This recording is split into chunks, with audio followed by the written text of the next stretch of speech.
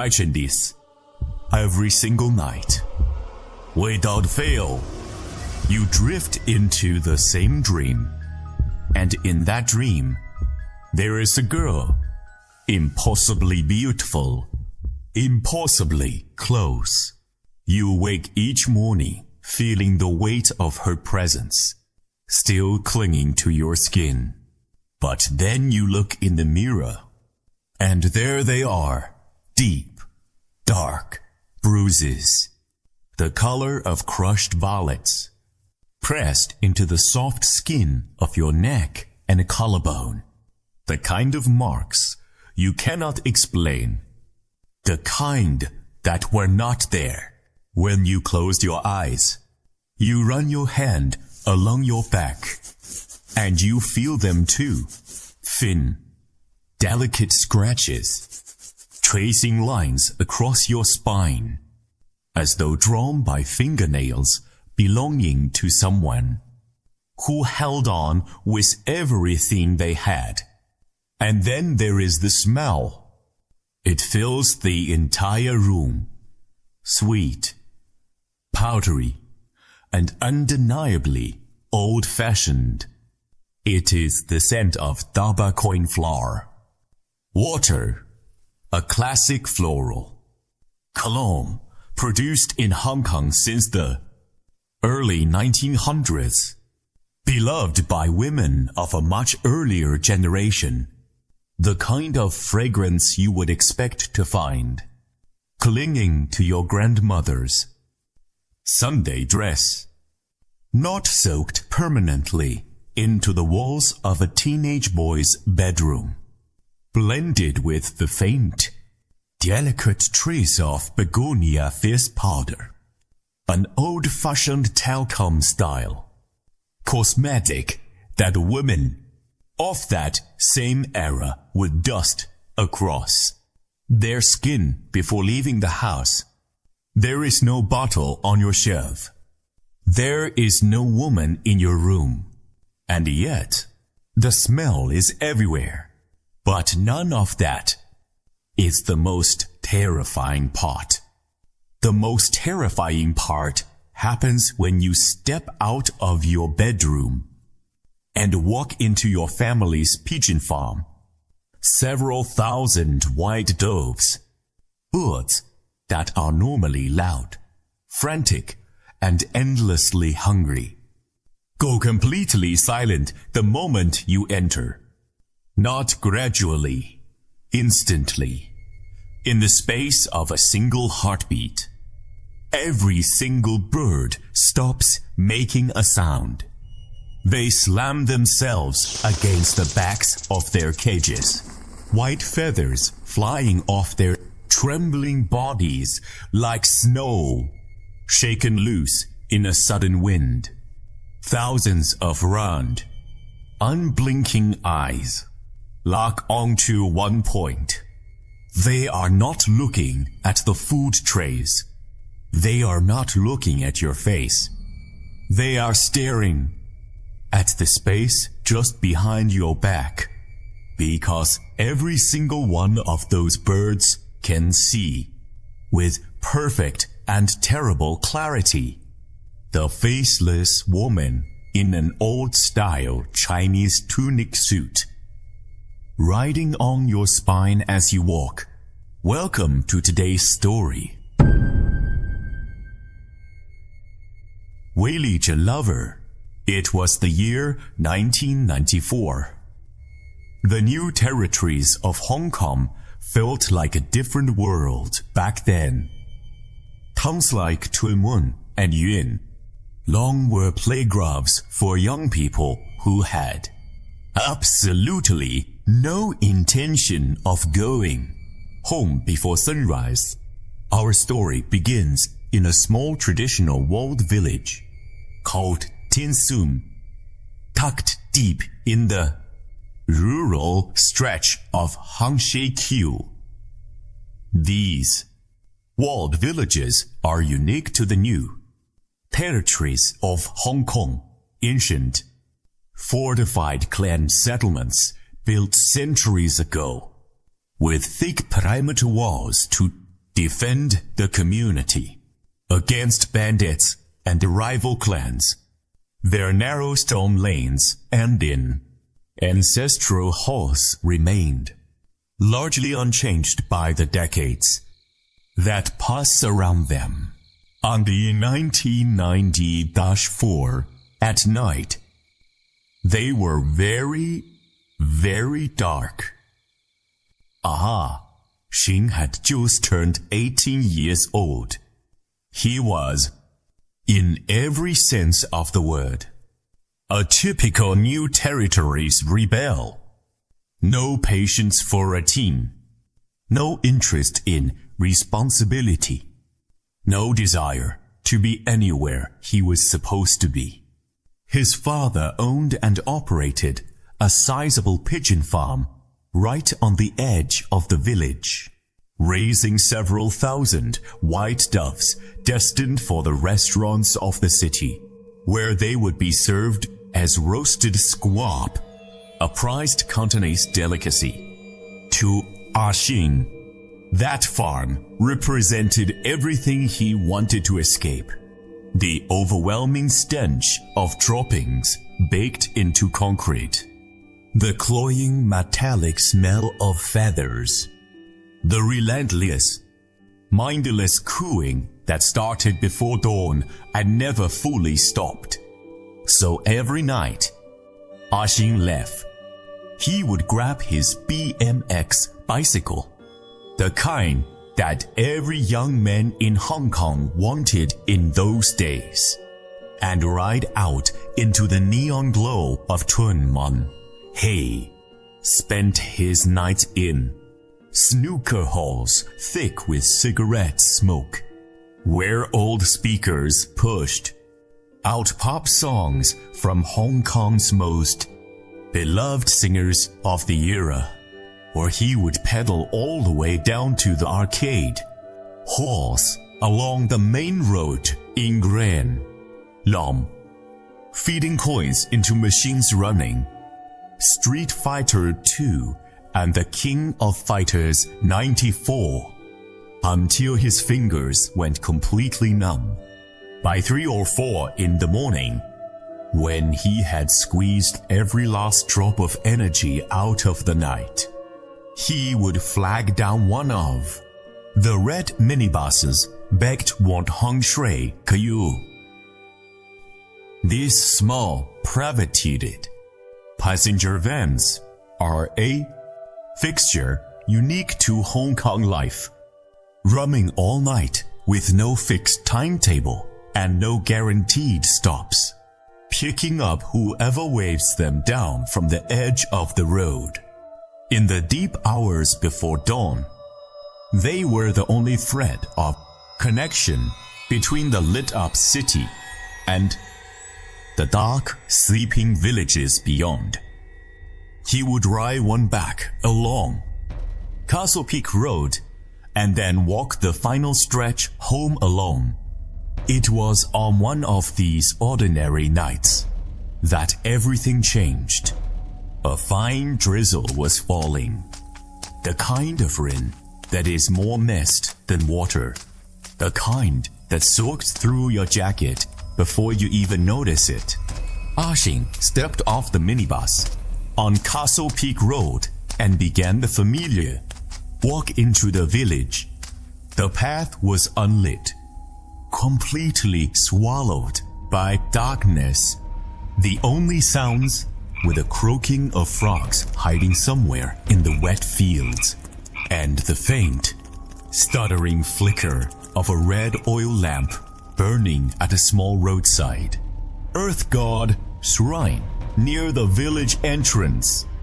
These small clay altars are a common sight throughout the villages of Huang Kung, where residents leave offerings of incense and fruit for the protective spirit believed to watch over the community.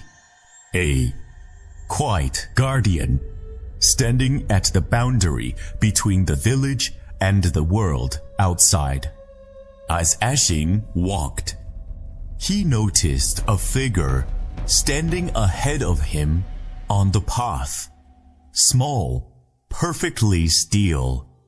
A woman in a faded blue Chinese tunic suit.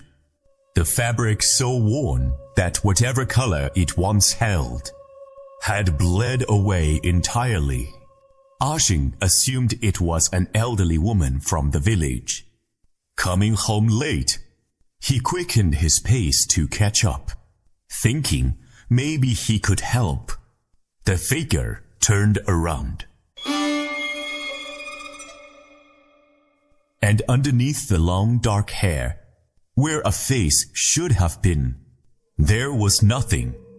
A smooth, featureless sheet of pale skin, as flat and blank as the back of a hand. No eyes, no ears, no nose, no mouth, nothing. Ah Shing screamed.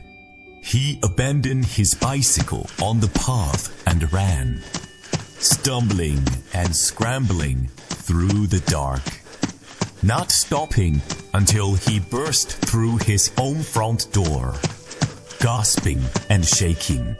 But the nightmare had only just begun, or perhaps more accurately, a deadly and forbidden love story had only just started its first chapter. From that night forward, the faceless woman entered Ah Shing's dreams every single night without exception. But inside the dreams, she was transformed. She appeared as a girl of about 18, fresh-faced and innocent. Her hair tied in two simple braids on either side of her head. She smiled with a sweetness that made his chest tighten. And she looked at him with eyes that carried just a trace of quiet, unresolved sorrow. She called him Ah Shing Guo, Guo in Cantonese. This form of address carries none of the cold meaning of the word brother. It is a deeply intimate term that a younger woman uses for an older boy. She trusts completely, belongs to completely.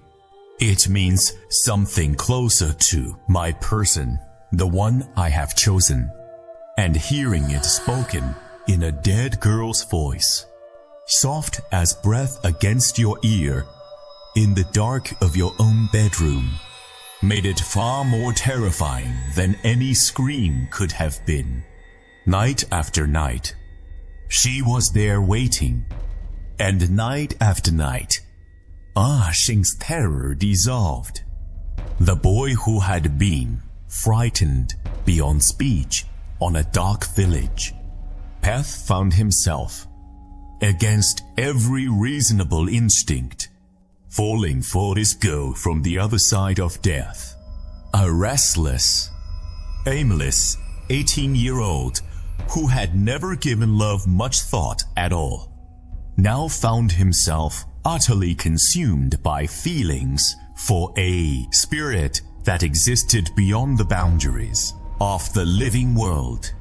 The price of crossing the line between the living and the dead is always the one that cannot be undone. Inside the dreams, Ah Shing and the girl grew closer, night after night, until one evening, they crossed a boundary that should never have been crossed. Every morning that followed, he woke feeling completely hollowed out. His body felt like a vessel that had been entirely drained. Every movement heavy and imprecise. His legs barely willing to carry his own weight. And yet his mind craved a night. It craved sleep. It craved the return to her. The physical evidence was impossible to ignore. Every morning, when Ah Shing stood before the mirror, the marks were there. deep purple-red bruises into the skin of his collarbone and the sides of his neck, thin ... almost invisible scratches, tracing faint lines across his back, like the ghost of a tender and possessive embrace that refused to let go.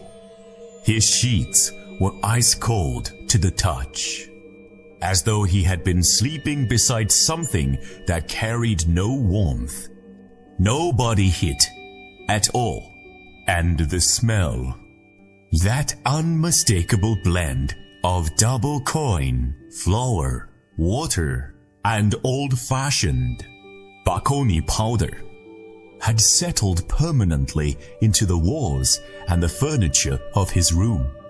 He knew, in a way he could not articulate, but absolutely could not deny, that what visited him each night was not simply a dream. And then there was the pigeon farm. The old people of Hong Kong have always said that birds are the most spiritually sensitive of all creatures. They perceive what human eyes are blind to. Under normal circumstances, the moment Ah Shing approached the cages, the birds would surge forward in a wave of noise and motion, calling out, pressing against the wire mesh, competing loudly for food and attention. Several thousand birds, several thousand voices, all at once. But from the moment the spirit had attached itself to Ah Shing, something fundamental had changed. The instant he stepped into the farm, the silence fell like a hammer. Not a single bird made a sound. They threw themselves backward against the farthest corners of their cages, white feathers cascading off their shaking bodies and drifting slowly to the ground.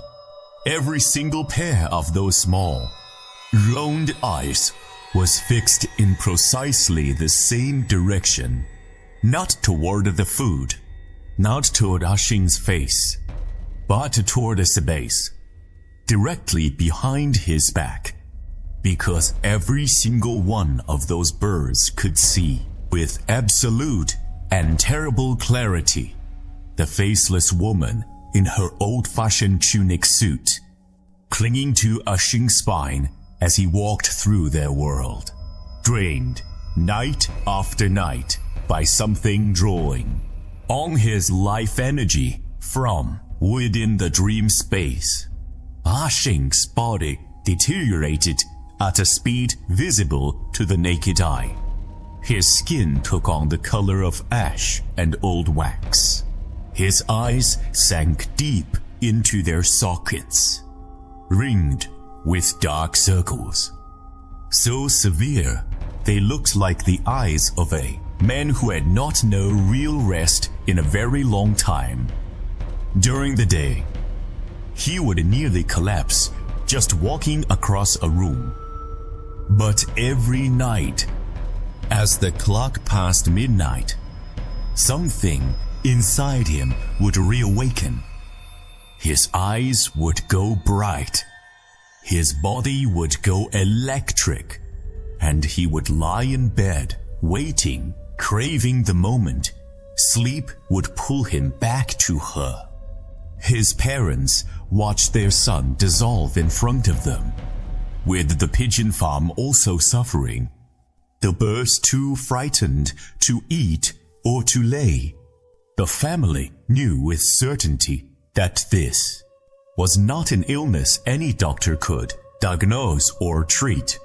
Through the village elder, they were given the name of a woman who lived in a quiet corner of Hengshe Q, a spiritual medium known throughout the surroundings villages for her ability to communicate with those who had passed on. Her home was a corrugated iron shack, easy to walk past without a second glance.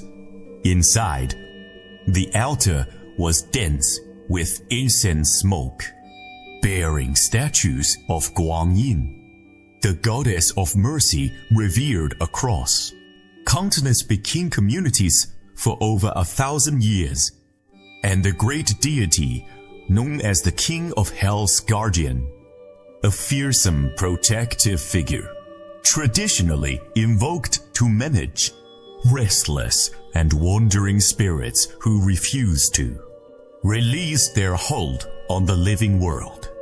In the corner, on a scratched wooden shelf, an ancient radio played soft, melancholic pop songs of Fei Wong, one of Hong Kong's most beloved vocalists of that decade, her voice drifting through the incense smoke. Like something caught between two words, the medium herself was an elderly woman sitting calmly behind the altar, unwrapping a white rabbit candy and placing it in her mouth with the unhurried ease of someone who had seen absolutely everything the spirit world had to offer. White rabbit is one of the most iconic sweets in Chinese history. A soft milk taffy wrapped in a thin, edible layer of rice paper. Beloved by generations of children across Asia, the kind of candy you find at the bottom of a grandmother's handbag. It had absolutely no business sitting on a ghost hunting altar, and that contrast told you everything you needed to know about this woman. The moment Ah Shing walked through her door, the candy dropped from her fingers and fell to the floor. She prepared a rice divination, a traditional method of communicating with the unseen. She pressed 3 burning incense sticks upright into a bowl, filled with raw white rice, murmured her incantations low into the rising smoke, then cast several old copper coins onto the surface of the wooden table. She studied the pattern they formed in silence. Then she let out a long, slow breath and turned to Ah Shing's parents. She said, "Your son has attracted what we call a Cheng Gwai, a clinging spirit, a restless female ghost who passed from this world at around 18 years of age, carrying an enormous burden of unresolved grief and longing. She has chosen your son. She has claimed him as her husband. And every single night, she's drawing the living energy out of his body. To protect Ah Shing's love, the medium performed the first cleansing ceremony that same evening. In Cantonese folk tradition, the thick, fragrant leaves of the pomelo tree are believed to carry a powerful spiritual charge, a living energy, and a scent so deeply rooted in the world of the living that spirits of the dead cannot tolerate its touch. The medium soaked a bundle of those leaves in consecrated water, then took them and struck them hard across Ah Shing's body, driving the clinging spirit back from the surface of his skin. Outside the altar, she set fire to great quantities of ceremonial offerings. In Cantonese spiritual tradition, burning is the method of delivery, the act of consuming an object. In flame is believed to transmit it across the boundary between the living and the dead. The rising smoke carrying each gift directly into the hands of those who wait below. Among the offerings were sheets of gold and silver spirit money, paper currency printed specifically for use in the afterlife, and an elaborately handcrafted paper replica of a house, complete with paper furniture and a paper courtyard, intended for the ghost to inhabit in the world below. The logic was simple. Give the spirit enough comfort in her own world, and perhaps she would loosen her grip on this one. After the ritual, the bruises on Ah Shing's neck slowly faded over the following days. The pigeons crept out of the corners of their cages and began eating again. For the first time in weeks, the family allowed themselves to believe the ordeal was over. The peace lasted exactly 2 weeks. When the spirit returned, she returned with a force that made everything before seem like a gentle warning. Even in broad daylight, Ah Shing began to hear her, a woman's voice, as soft and close as breath pressed directly against his ear, whispering, "Ah, Xing, go. I am so cold down here. When are you coming to stay with me?" The spirit was no longer content to simply visit him in his sleep. She intended to take him with her permanently. The medium understood that another direct confrontation would not be enough. She needed to understand who this spirit had actually been in life. Through careful inquiry and consultation with older villagers who still remembered, the truth emerged. The spirit had been a real girl from Tin Sum Tsuen. Around the year 1978, the very year Ah Shing had just been born and was still a newborn child held in his mother's arms. A young woman of exactly 18 had passed away suddenly from a severe illness that moved faster than anyone around her could respond to. The tragedy of her death was made heavier still by the circumstances surrounding it. At the time she fell ill, her parents were in the process of arranging a match marriage for her, a practice common in that era, where a husband was selected entirely by the family, without the young woman's involvement, without her consent, without even her prior knowledge. She was to be handed to a man whose face she had never seen, whose voice she had never heard. She had no say. She had no choice. She had no time. She had never known love, not the kind that was freely chosen, not the kind that belonged to her. It was this grief, deep and unresolved and burning, that had kept her anchored to the space between worlds, unable to release, unable to move on. When she encountered Ah Shing, young and vital, and full of everything she had been denied, something in her broke completely open.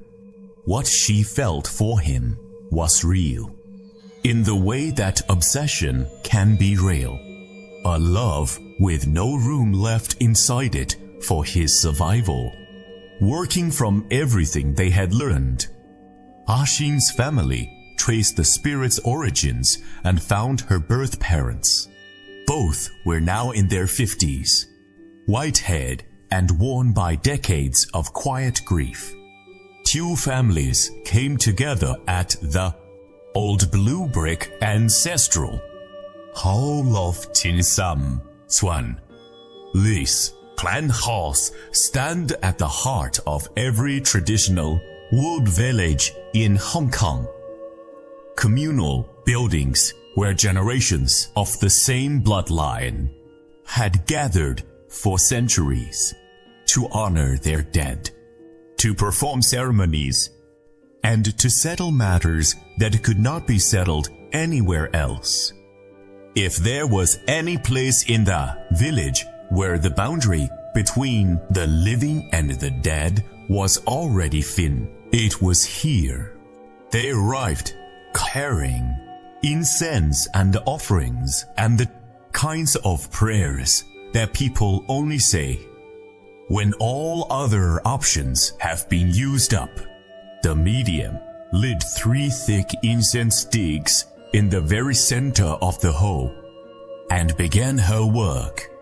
Without any warning, her body convulsed violently. When she raised her face from the trembling, it no longer looked like her own. The voice that came from her throat was young. It was raw. It was the voice of a girl who had been waiting a very long time to be heard. 是吞戳的 elderly couple kneeling on the stone floor of the hall. And she wept. Father, mother, nobody has ever been kind to me the way he has been. I am so alone down there. Please, I want to bring Ah Shing with me. I want him to stay. The couple collapsed forward, faces pressed to the ground, tears falling freely down their weathered faces, begging their daughter to let the young man leave, to let him have the life she never got to finish. The ancient hall absorbed the sound of their weeping and gave nothing back but shadow and a cold, still silence. The medium, once she had reclaimed her own voice and composure, offered a proposal. Was she framed not as a command, but as a negotiation between 2 worlds? Listen to me carefully. Little sister. The medium's tone had shifted entirely into something practical and direct. The voice of a woman who had brokered these kinds of arrangements before. If you drag a living person down against his will, you are breaking the natural order that governs both the living and the dead. The forces that maintain that balance do not look kindly on those who disturb it. There will be no peace for you, no happiness. Not for you, and not for him either. But if you release Ah Shing, I give you my word. I have connections in the world below. Connections built over a lifetime of this work. I will find someone for you. A man who was handsome in life, from a good family, who deserves someone as devoted as you. I will arrange a proper match, a proper ceremony, conducted with full respect. You will be married the right way, the way you always should have been. What do you say? The spirit was silent for a very long time. The kind of silence that does not merely fill a room, but occupies it completely, pressing into every corner and every breath. Then, at last, with her parents' tears and quiet pleas pressing in around her from both sides, she agreed. The medium moved immediately, before the moment could shift or change.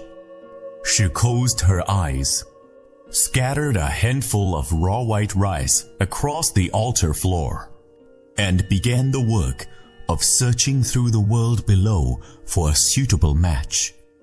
The ancestral hall fell into total quiet. Not even the flame on the incense sticks seemed to move. Then the medium's expression changed. Her brow tightened into deep lines. Her eyes, still closed, drifted slowly upward toward the dark end, wooden beams crossing the ceiling of the hall above. When she finally spoke, Her voice was careful, measured, choosing each word with visible deliberation. Well now, little sister, it seems fortune may be on your side after all.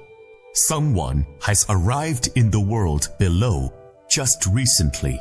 A young man, around your age, also from the new territories. She swallowed. A single bead of cold sweat traced a slow path from her temple down to her jaw. However, his passing was the result of a great and terrible accident. He did not leave this world intact, and at this very moment, he is still wandering in the dark down there, still searching, still trying to find the pieces of himself that were lost. The medium paused, and the pause stretched out until it became something almost physical in the room. So tell me, little sister, does that sort of thing bother you? The image cuts to black. The only thing left is the sound of wind moving through the open stone doors of an old ancestral hall, and somewhere out in the darkness beyond, the long, sharp cry of a night bird cutting clean through the silence. But that night bird's cry was not the end. It was a warning. Because somewhere in the darkness below, the headless soul had just stopped wandering and was listening. What the female spirit answered that night, what it cost Ah Shing, and what crossed back over the boundary between the living and the dead, because of one woman's loneliness and one old medium's promise. The full story continues in part 2. Subscribe now and stay close, because the second half is the part that will keep you awake.